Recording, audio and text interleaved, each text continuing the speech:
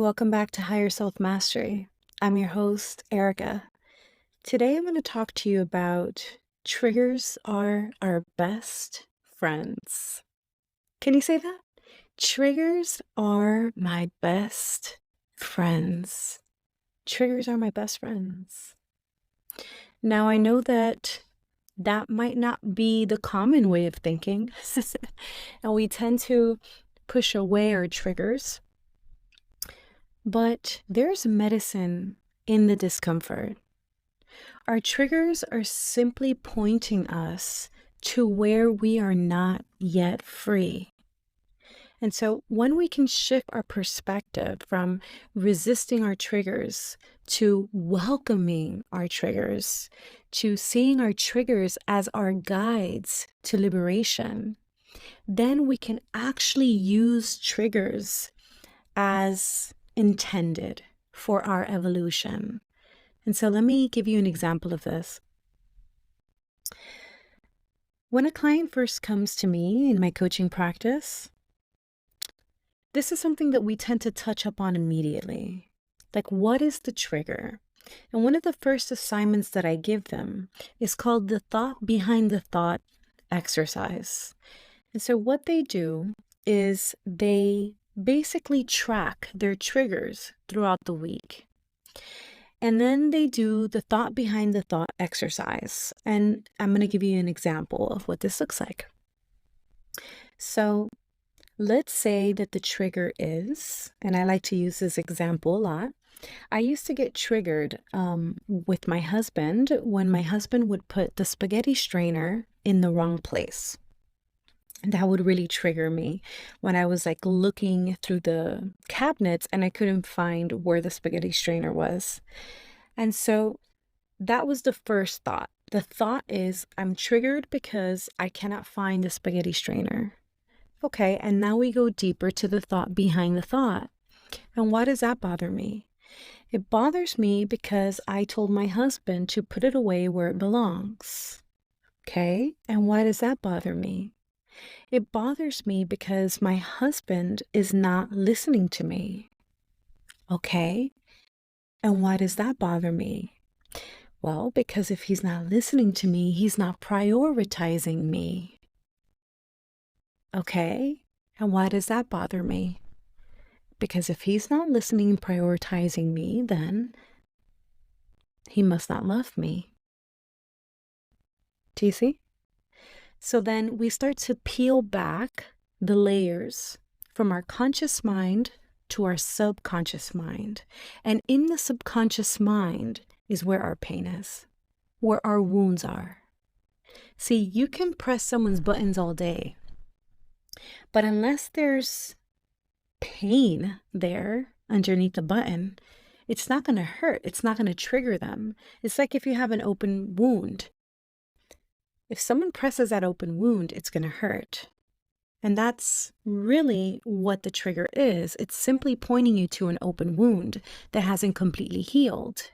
But you see, our triggers are really distractions. They're decoys. They keep us hyperfixated on the phenomena that's occurring, on whatever it is that seems to be happening in the reality, so that you don't go deeper, because to go deeper is painful. And so it's almost like a defense mechanism to keep you focused on the superficiality of things. But until you understand why that's triggering you to begin with, and you go into yourself to heal that, it's going to be a trigger in different forms, but it will always be, because it's not about the spaghetti strainer. It's not about my husband not listening to me. It's about a wound underneath of, so let's go even deeper. So we ended up at a fear, right? Which there's always a fear that the trigger is trying to distract us from. Well, if my husband's not listening to me, if he's not prioritizing me, then he must not love me. And if he doesn't love me, then what? Why does that bother me? Well, because if he doesn't love me, he's going to leave me. Right? And so there's a core wound There's the wound: abandonment, unworthiness. And when we have these core wounds, for example, let's say that you have a guilt wound, you're going to experience people guilt tripping you or things of that nature throughout your life. Let's say that you have an abandonment wound. You're going to look for any reason why to think that someone might leave you or betray you or abandon you. If you have the unworthiness wound, if you felt often in your childhood that you were not enough, you're going to look for reasons in your life now to reaffirm that belief. You see, I am not good enough. If you have an injustice wound, you're going to look for reasons in your life now to feel perpetrated, to feel victimized.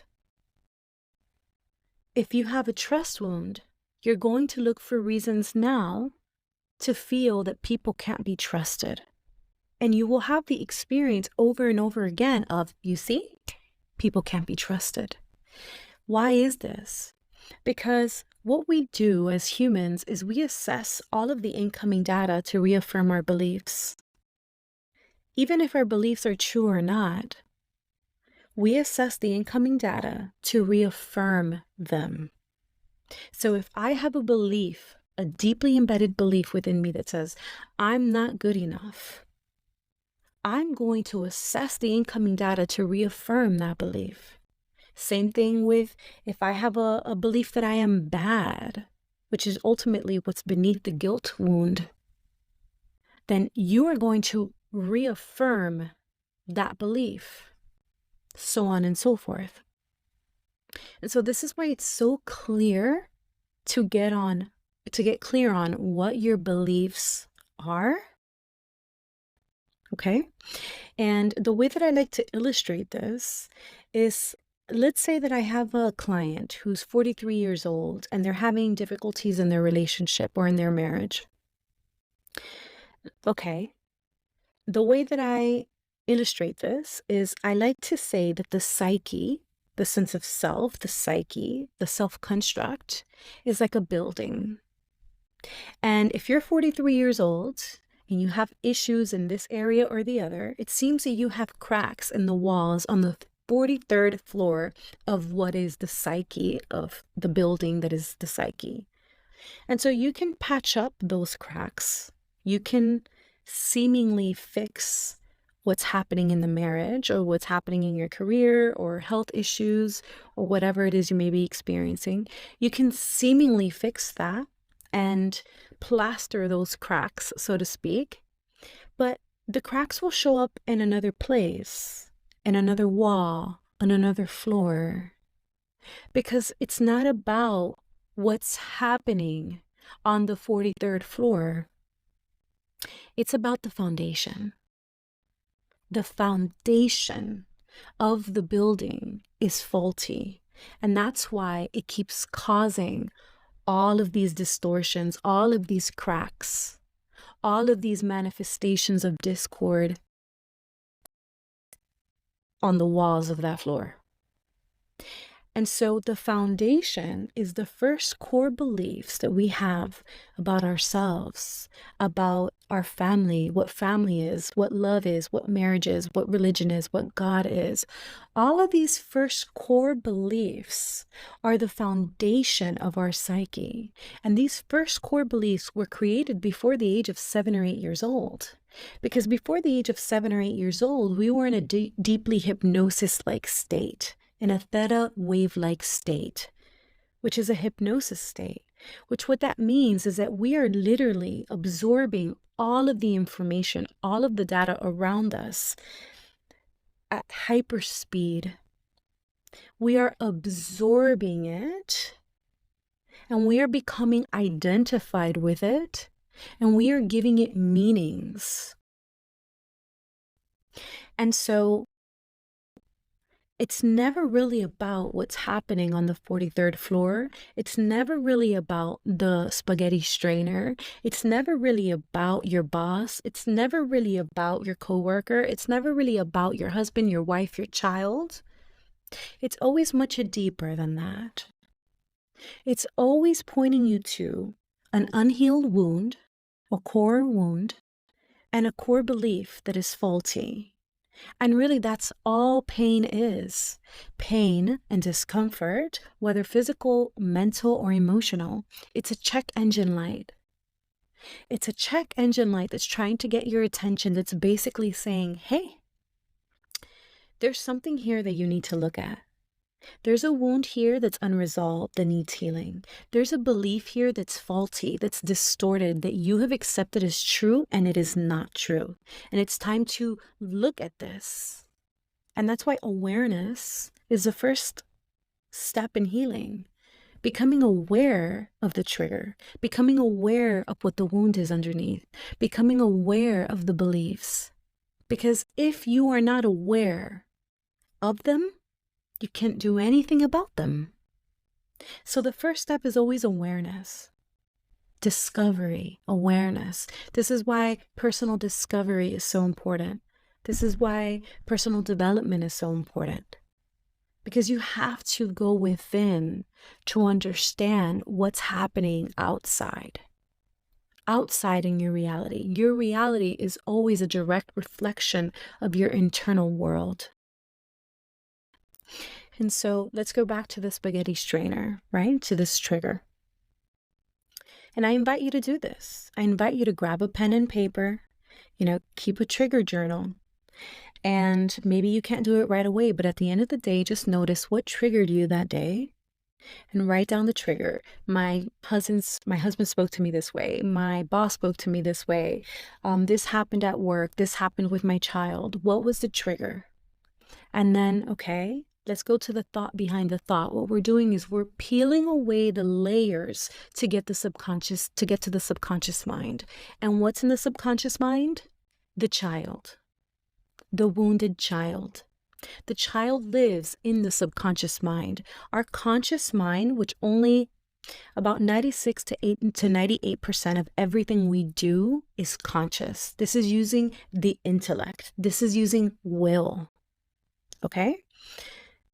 Only 1 to 3% of everything we do, say, our behavior, stems from our conscious mind.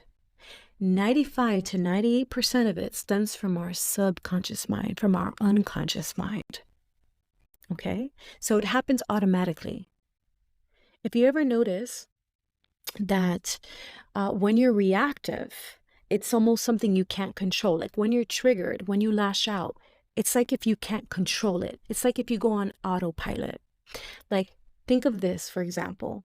Think of the times that you have been kind or giving, or you give someone a compliment, or, you're being generous with someone, or you're listening to someone, you're giving advice to someone. These are all things that you do consciously. You choose them. You do them with intent.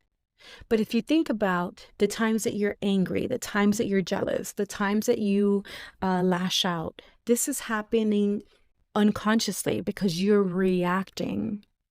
You either act from a place of consciousness or you react from your unconscious mind. When you are being jealous, when you are being angry, when you're being irritated, when you're being impatient, you're not purposely, consciously choosing that. It's choosing you. It's automatic. And so I believe that we're here to become fully conscious beings, where we no longer react from an unconscious place. But the way that we do that is to make the unconscious conscious, like Carl Jung says. Until you make the unconscious conscious, it will direct your life and you will call it fate. And so the work that we're doing is making the unconscious conscious. We're taking a big old flashlight and we're looking into the subconscious mind and seeing what are the beliefs that are here? What are the programs that are running unconsciously without my consent? What are the things that I copied from mom, from dad, from my tribe, from my family, my upbringing, my culture that I normalized, but they're actually dysfunction? And so this is the work to choose in advance. So right now, I want you to think of a pattern. There's a pattern that's happening in your life right now that gets you reactive, that makes you unconscious. Whatever it is that came to you is perfect. Okay? Think of what it is that's making you angry, making you irritated, making you impatient, something that is probably happening every day. And you know when you see this person or when you go into that room or when you do this, it's going to happen. Okay? Now, I want you to start to practice this exercise of choosing in advance. For example, my son has been waking up at 3 or 4 in the morning. My son is 4 years old. Every day. And he comes to my bed and he says that he's scared, And so I had this pattern of getting irritated about this because I'm like waking up numerous times throughout the night and I'm losing like 2 to 3 hours of sleep 2 to 3 hours of sleep at night. And so I had this pattern of getting irritated and kind of like after the 4th or 5th time that he comes to the bed to wake me up, just kind of being impatient. And so this was just happening automatically. I was reacting. And so I just remember that I teach this and because we forget, this is why it's so important to like listen to this episode over and over again and just like continue to do the work, even if you're a spiritual teacher, even if you're a psychologist, even if you're a coach, it's important to go back to basics and to remember this stuff. And so I just realized that it was a pattern. And so last night I decided ahead of time that when he comes to my bed to wake me up, I'm going to be understanding and I'm going to be compassionate. I'm going to choose that. And I'm just going to get up and I'm going to go sleep with him in his bed, or I'm going to sleep on the floor, or I'm going to invite him to sleep in my bed. But I'm going to stop resisting the situation. And I'm just going to choose in advance that I want to be patient and I want to be understanding and I want to be loving. I don't want to be irritated. I don't want to be frustrated. I don't want to be impatient. It doesn't feel good for me. And so I'm going to choose in advance differently. And so I tried that. Yesterday at 3 in the morning, he came around. I was not reactive. I gave him, I told him, I understand you're afraid. It's okay to be afraid. Mommy's afraid sometimes too, but I'm right here with you and I love you and everything's okay. Your door is open. My door is open. I tried first, right? Like just to get him back into his room. And then 10 minutes later, he woke me up again. He came back and I had decided to not get frustrated, to not get irritated. And so I got up and I went to go sleep in his room, right? And this is a game changer because we realize we have the power. We are the ones that are allowing ourselves to get irritated, to get frustrated. We can choose in advance differently. And this is where our power is. And this is how we start to shift from reactive beings and unconscious beings, frankly, to beings that are conscious and that act. It's like things happen by will or by chance. You choose will or chance, and that's your power to decide. And so going back to the triggers, write it down. Okay, the trigger is this, whatever it is that happened. And then underneath that, you write, and how did that make me feel? Okay. And why does that bother me? It bothers me because this, and that. Okay. And why does that bother me? Well, because if this, and that happens, then this, and that's going to happen. Okay. And why does that bother me? Because if this, and that happens, then I feel like this, and that. And what's the fear underneath that? The fear underneath that is, there's always a fear. Now we're going into the subconscious mind, where the child is, where the wound is. And once you get that fear, and what does that remind me of? And boom, there you've got the unhealed pain. There's what you need to work with. Not your boss, not your partner, not your friend. No. Don't get distracted.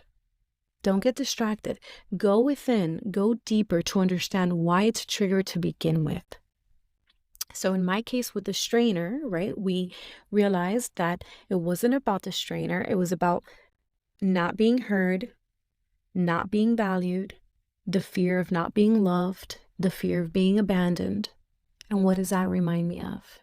My father abandoned me. The pain of feeling that I'm not worthy of love. The pain of feeling that I wasn't enough for him to stay. That's what I'm afraid of. And then when you could understand that, the spaghetti strainer is no longer a problem.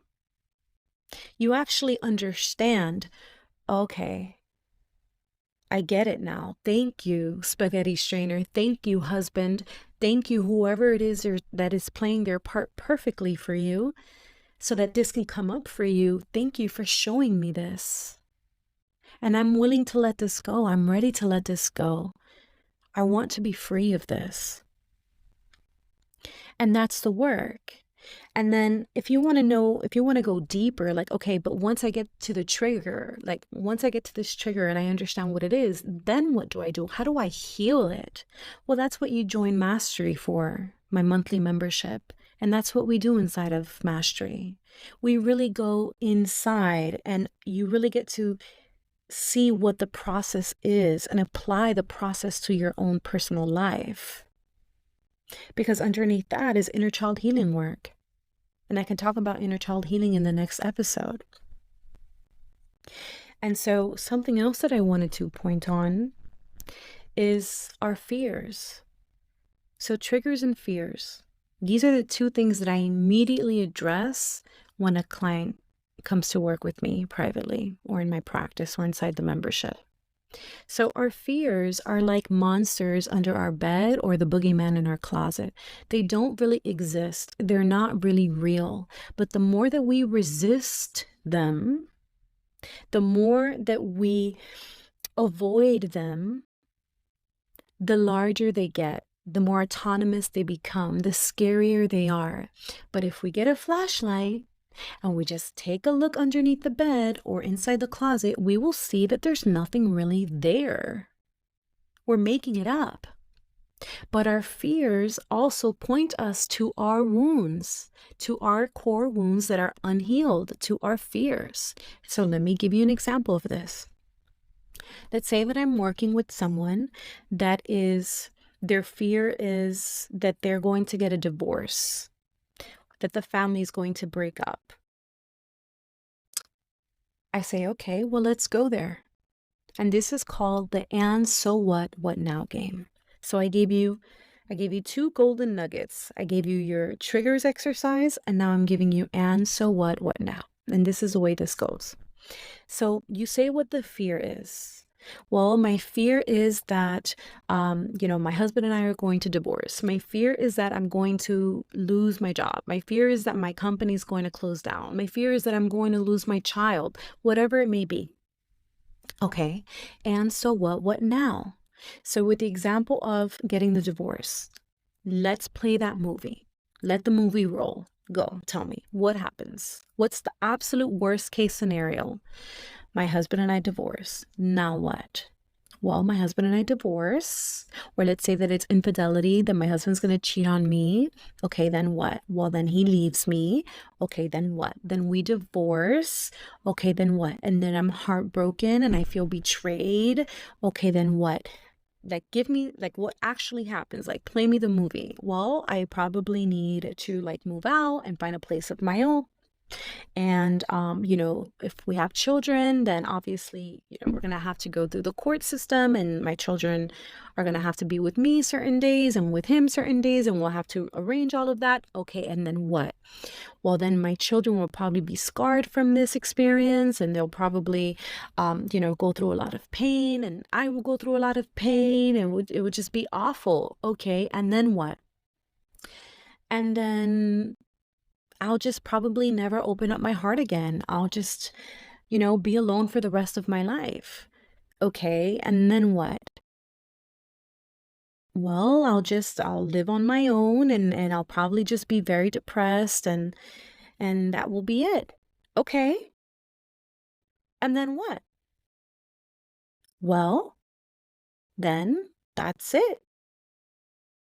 Okay. And so do you think that eventually the depression will subside? Possibly. Yeah. Do you think that eventually your children will be okay? Do you believe that you've done the best that you can and that you will treat that situation, that you will um, handle it to the best of your ability and that eventually your children will be okay? Yeah, eventually.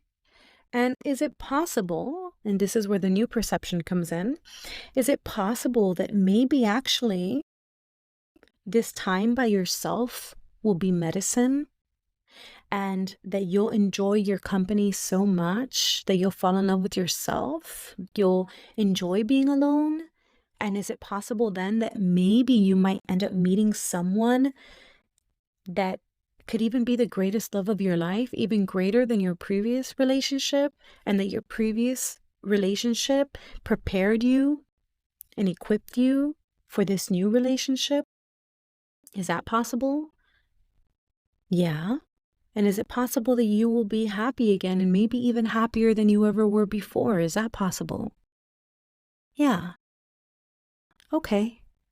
So our fears, they're just fears, and you could apply that to the business too, right? You open the business. Oh, okay, what if it doesn't work out? Then what? Well, then I'm going to lose everything. And then what? Like, tell me, what will you do then? Play the movie. Well, then I'll probably have to go live back with my parents. Or if I can't live with my parents, I'll have to rent an efficiency or a studio or a room. Or if I can't do that, I'll have to live in my car. Okay, and then what? Well, then I'll just live in my car and eventually, probably find a job and get back on my feet and maybe get a little apartment for myself and maybe get a better job at some point. And okay, will you be okay in the end? Yes. You will always be okay in the end. Always. And so if there's a fear in your life, if you're afraid of something, I invite you to go deeply into that fear. Don't resist it because it gives it more power. Go deeply into that fear, play that movie, and then go to the very worst case scenario, to the end of that fear, and come to the understanding that even then, eventually, you will be okay.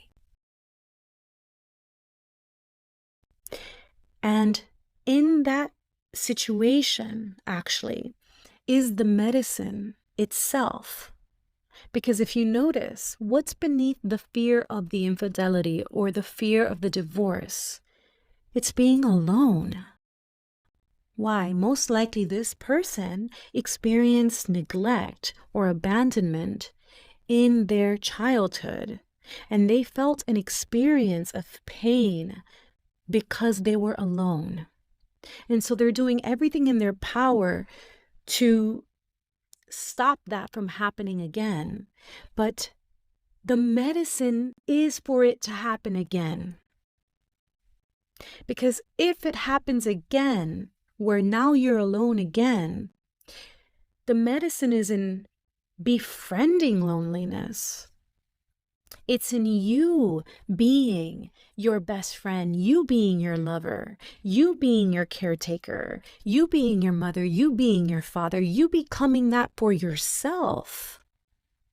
Same thing if you have a trust wound. The medicine is in being with someone who abuses your trust. Because then you get to heal that wound, not by changing the actions of someone else, whether they're trustworthy or not, but of letting them off the hook, of realizing that it doesn't have anything to do with you. That person is a soul unfolding on their own sacred path. And if they have done something to betray you or your trust, it's their own experience. It has nothing to do with you. But there's a gift in it for you where you get to heal the pain of feeling betrayed, the pain of feeling that you cannot trust. How? By you trusting yourself, by you not betraying yourself, by you being there for yourself, because you're no longer a child. Only a child can be abandoned, betrayed.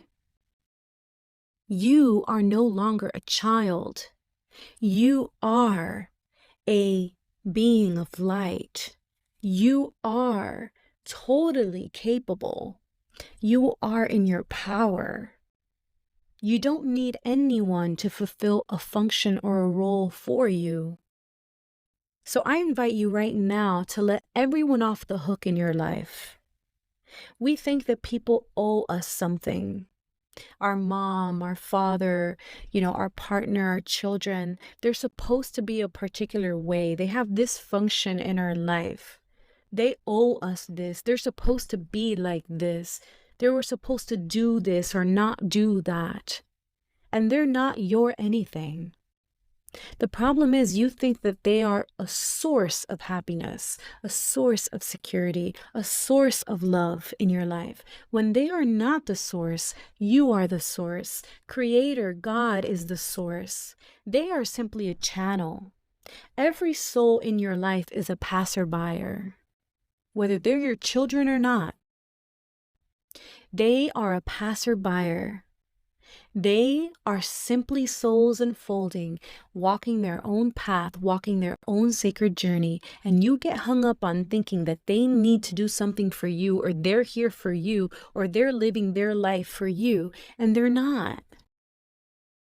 Let them off the hook. They're having their own experience. They're simply a channel, and they're simply playing their part to show you what is within your own being, because everyone and everything in your life is simply a reflection of your own consciousness. If you're with someone who doesn't value you, they're showing you that you don't value yourself. If you're with someone who can't be trusted, they're showing you that you don't trust. It's that simple. They're simply reflections, but we get caught up thinking that they're the source. And so it's very liberating and in truth awakening to free the people in our life and to understand that they are angels in disguise. They are souls just like us, having their own experience. They are never meant to be sources of anything for us, but simply channels that are in our lives only for a certain amount of time, showing us, revealing to us, reflecting to us our own consciousness. And if we're being shown aspects of ourselves that we do not like, that we no longer resonate with, that we have learned from enough already, and we no longer need to choose, then we simply say, thank you, channel, for showing me this. I want to be free of this. I can let you go now. I can let this reflection go now because I don't choose to identify with this anymore.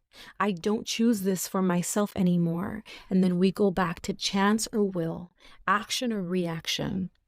That's your choice. So I invite you to see triggers as your best friends, to bless the angels in disguise who are playing their parts perfectly for you. And to stop avoiding your fear, to stop hiding and resisting your fears, but to go in them, to play them out fully, and to understand that there is medicine in the discomfort. There is medicine in our fears. There is medicine in our triggers. Thank the medicine. Thank the angels, the channels, the characters playing their parts. Thank them all, because they are helping you to evolve and to master your true self, your authentic self, your higher self. So thank you so much for tuning in to today's episode. I hope to see you inside the Mastery membership. Doors are now open to work with me monthly, doing a monthly coaching session and a weekly Q&A session with me as well through the Mastery membership. If you're interested in that, just go to erikaenriquez.com. I look forward to seeing you inside of the Mastery membership, and I look forward to seeing you at Higher Self Mastery, the 3-day event in Miami, October 18 to 20. Thank you so much. God bless you.